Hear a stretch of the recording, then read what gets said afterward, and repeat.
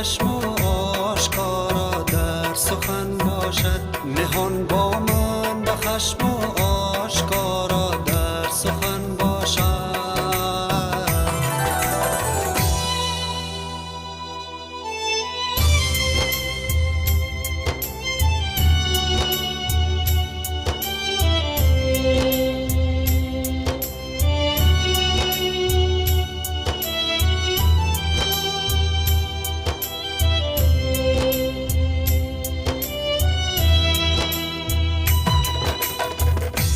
با جمع دوچارم کرد و از من سخن پرسد.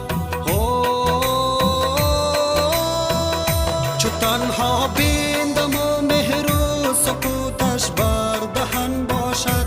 بتابد روی و در من گرم را در خلوتی بیند.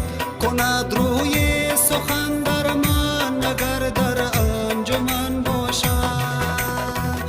همه با یک صدا در دل، همه با یک خدا در دل. فرار از غصه و جنگ ها برای این ملت ها. صلح صلح صلح میخواهیم، صلح صلح صلح میخواهیم.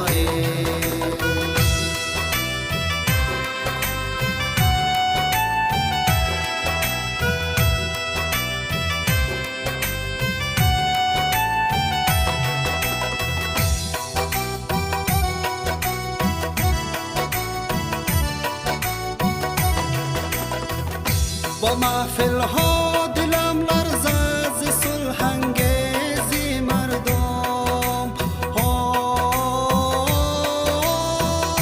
که ترسم آن پری را هم بر تحریک من باشد.